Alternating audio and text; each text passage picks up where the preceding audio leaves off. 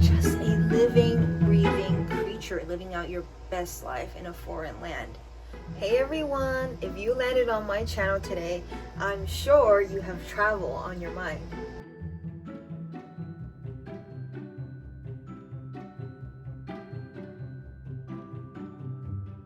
Recently, I've been talking more about the physical aspects of traveling, such as items to have, my favorites for on the go, shoes, packing videos. If I haven't released all of them yet, I will be gradually releasing more packing content, minimalistic thinking when it comes to travel, this type of content gradually on my channel. So today I want to bring it back to the mindset part of things. So what we're talking about today is mostly internal, and it has to do with our emotions, our feelings, and our insecurities. Hi, this is Jodie, and welcome back to my channel. If you don't know me yet, I am a solo vlogger and female solo traveler, and I vlog my adventures. I share my mindset, destination ideas, and overall inspiration to everyone. If you guys watched my myths and assumptions video, this video today is a good companion piece to that video. So please don't forget to watch that one as well. It'll be really helpful overall for this mindset. And I will link it here for you to click on. So for this video, we're going to be talking about insecurities when it comes to solo traveling and these emotions that could kind of just come up uncalled for, out of the blue. We're not talking about mental illness by any means. I am a mental health advocate, but I am not a mental health professional. So kind of take everything as it is and see how it could help you in your situation. I am sort of going through the ideas and the feelings that a traveler can go through that can be kind of negative, and that's all mental health, and I think it's all something that we can focus on, that we can manifest better positivity for ourselves. So that's what this video is all about. So let's just say that you are an avid traveler. You know all the assumptions that people have about solo traveling. You've already solo traveled like me, but still, because we're human, and this is like a way we can relate to each other. But if we've already let go of those, those blocks, those mental blocks and opinions of others. So now we booked a ticket and now we're ready to go, but suddenly we're just hit with this, like, I don't know, what is it called? I don't know if it's a thing, but I take it seriously. I think it's like this pre-travel depression. I don't know what it is. Maybe we're just too lucky. Maybe life is too good. I think it's because our minds are not perfect, and it is because these inherent fears inside of us might have not been completely resolved. Like for me, myself, my fear of flying has not been resolved. It's been a process. It's been like up and down, up and down, up and down. It's never easy for me, I could tell you, and I can go in more detail about that in another video, but hope to use some more real life examples to illustrate this, because I think examples can be shared by anyone, and I'm not a mental health coach, so the more realistic way I know how to talk about this or go about this is by real life examples. So go ahead and subscribe to my channel, turn on bell notifications if you haven't already, so a core mission statement for this YouTube channel and me being here is to be your virtual travel buddy assistant, because I know that not all your friends are into travel. I know that all your family members are not into travel. Not everyone's into it, right? So we're here to find that niche. We're here to find that forum, that platform to talk about it freely. Always keep in mind, you could always DM me anytime with your questions, concerns, and topic ideas. Main insecurity that I want to dive into is fearing the unexpected. Really getting into these insecurities that kind of seem like they come out of nowhere, right? Okay, the thing is, everything could go smoothly, all right? Your day could go really well. Your travel plans, everything's looking good. You put in the work to it. Life is, going along with how things are flowing, but bam, you get this like negativity in your head. Bam, like some imagery from like years ago you saw something like negative on TV, it's like in your head all of a sudden, like completely uninvited. Right now I could talk all about meditation and all. That's the thing, like I think it happens too often for even seasoned travelers. Okay, even for seasoned travelers, even if you have a lot of experience, still I think it's because you're going on a solo trip. I think it is still that fact that you are solo. We gotta admit, okay, we are brave, all right? We are brave for our choices. We are brave in making it happen, that we're going to travel on our own. It is still a fact that we are solo traveling, and sometimes when you get lost in your head, or sometimes your head doesn't want to give you the best that you need right now. Honestly, like if your mindset, if your the inner being inside of your head, the inner wisdom in your head is not always inner wisdom. It's sometimes self-sabotage and negativity, and I find that it blows out of nowhere. Even when I've become pretty experienced at doing certain things, the insecurity kicks in. It's interesting to me because this insecurity could make or break my trip, because this insecurity could cause me to forget my itinerary and just sleep all day in the hotel and do nothing. Nobody would know, nobody would care. It's something that I could always do, because this depression, this negative thought could just blow up like that. All right? And it's very hard to explain it, but you know it when it happens. It could happen before a trip, all right? It could happen before a trip on the onset, like you got everything ready to go, but all of a sudden you are doubting everything. You're like, why am I doing this? Like, why am I spending so much money on this? This is so much work. You just feel lazy, you feel unmotivated. I'm telling you, this happens, all right? And especially in travel, I find it very relevant because our mindset shapes our experience. And if these negative occurrences, if they come as they do, then they are going to affect your experience abroad. And there is no easy, quick miracle solution to anything, because this is also coming from the human brain, the human mind, and it's very complicated. I'm going to list out some examples of feelings that you may have, because the first thing to deal with something is to feel it, right? You don't want to escape it. You need to acknowledge what is going on. Okay, you do need to acknowledge that your insecurities might be true, because you are doing everything on your own. You are taking a big load on your own, and you need to see that, like nobody else is going to give you credit for it.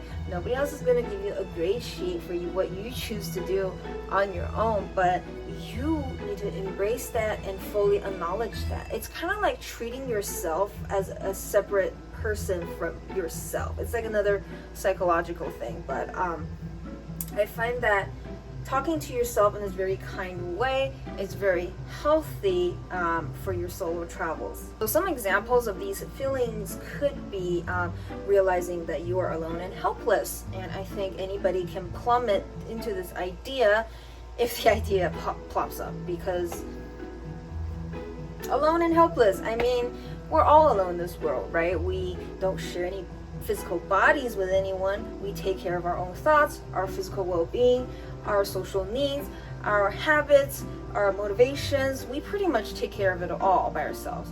And for some reason, when you are traveling, this is heightened also because traveling is very idealized. You are idealizing this amazing trip. You want everything to go perfect, smooth, seamless. At least that is what most people think, and that is what I used to think a lot. I've let go of a lot of it, and it's still a work in process, trying to be less idealistic with things and more going with the flow. But do realize that, yes, you are alone and helpless, but who isn't?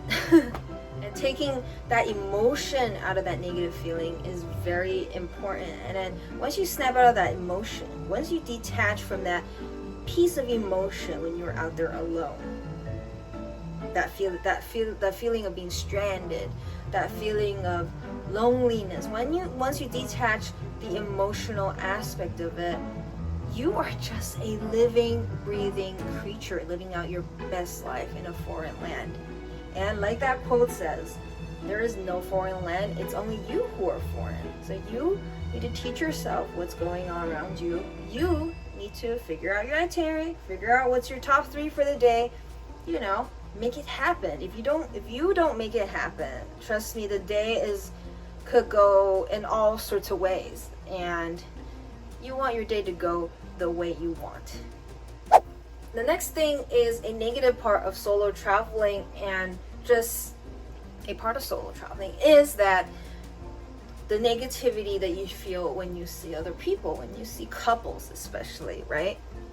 If you're solo traveling at an amusement park or like some very couples oriented kind of place, you're gonna feel a bit insecure, okay? I don't care how confident you are, you know, seasoned traveler, there's gonna be a part of you, and that's a part of it. That's the whole part of this experience. That's what I realized. Feeling these incomplete parts of you, when you get that, you know, that satisfaction from solo traveling, okay, that what do you call it?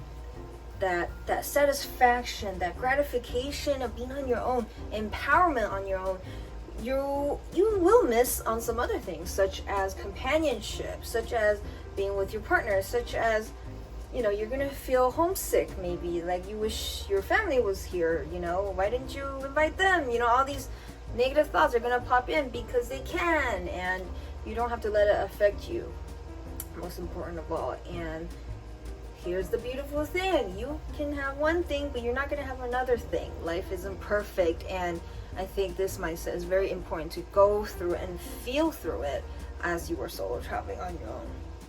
So after you identify the negative feeling, kind of work through it, kind of feel it, and kind of talk yourself out of it, detach from emotions, all these steps that I talked about, compare this negative emotion or this effect that has happened to you in your head, compare it with your initial wishes, you know?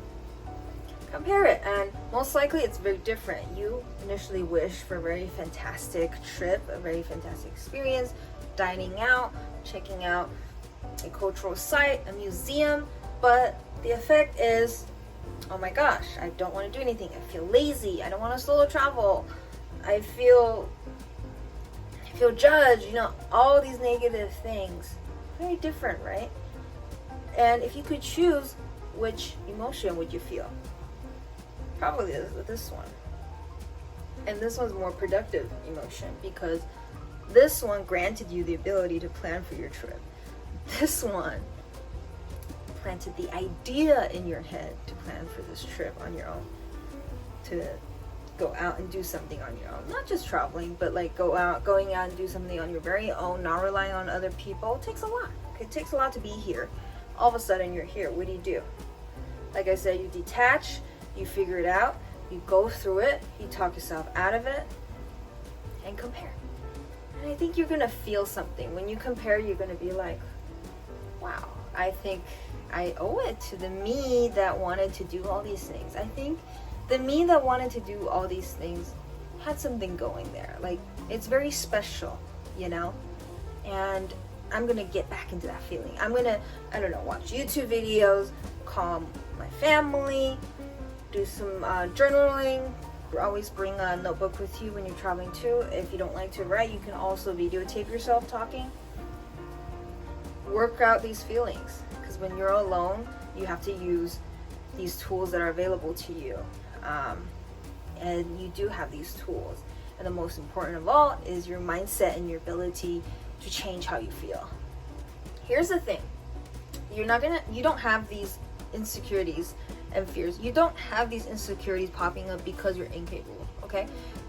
You are already doing it. You're already living your best life, striving for the best, you know, assuming since you're interested in solo traveling, self-discovery and all that.